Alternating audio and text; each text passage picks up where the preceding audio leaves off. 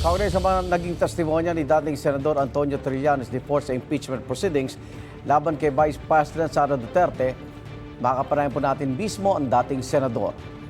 Magandang umaga po, Senador Trillanes. Magandang hapon po. Magandang umaga po sa inyo, Igan, at sa ating mga viewers. Nabanggit niyo po na ang mga ebidensyang hawak niyo laban kay Vice President Duterte ay galing sa isang dating taga-suporta rin ng dating Pangulong Rodrigo Duterte. Natanong niyo ba siya dati? Dahil alam ko 2016 pa ito eh. Anong motibo nila? Bakit ibinigay sa inyo ang dokumentong ito? Yun po ang kanilang motibo na maisiwalat yung katotohanan para nga habang hindi pa nag-e-eleksyon, magbago isip ng mga kababayan natin. Kaso nung nilabas ko to nung 2016, parang sarado na isip ng mga kababayan natin that time. Parang nahumaling sila eh. Parang nagayuman ni Duterte, so tinuloy nila. Kaya yun po ang nangyari sa atin. At marami nagsisi, pero the damage has been done, unfortunately po. Anong pakiramdam mo habang nakaupo doon at naririnig mo ang AMLAC na tumutugma doon sa mga hawak mong dokumento, Senador? I felt relieved po, no? Parang gumaan siyempre yung ano po natin, pakiramdam. But I was 100% confident and sure na magtutugma yun.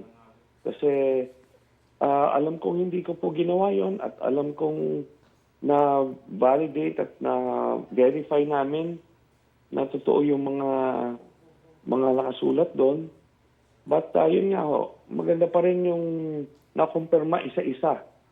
Lahat po yung mga sinabi po natin. Opo. May binabanggit doon na account, pangalan, Sammy Uy. Sino ho ba itong Sammy Uy na ito? At anong relasyon niya sa mga Duterte? Itong Sammy Uy po na ito yung frontman ni Michael Yang na drug lord, no? Mm-hmm. So ang lumalabas po dito, parang triumvirate to eh. Tatlo yan sila, Sammy Uy, Michael Yang, Charlie Tan. Ito po yung bumubuo ng drug cartel ni Duterte. So sila yung magkakasabwat.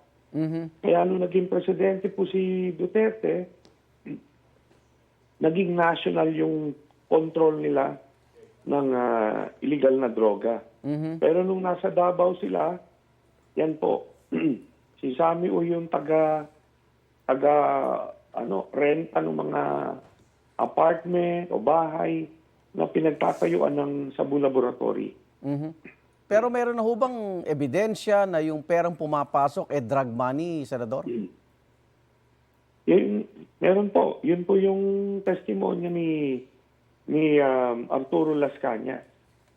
Kasi si Las Cañas, ano po siya, no? Original member ng Davao Death Squad. Yan po ang kanyang testimonya. Yan yung pinoproteksyonan nila. Opo. Yung Davao Death Squad. Bukod kay Sammy Uy, may impormasyon ba kung kani-kanino pagaling ang mga milyon-milyong pisong pumasok sa bank account ng pamilya Duterte? Ano po nito, pagka ultimately binuksan yung mga bangko mismo, dokumento, makikita kung sino yung mga nag-open ng accounts at saka kanino galing. Pero ako po ang conclusion ko, dahil yung mga ina-confirm ko sa AMLAC kahapon, ito po yung mga manager's checks mismo galing sa account ni Sammy Uy. Mm. Ngayon, kung pagtitignan nyo yung mga accounts, yung mga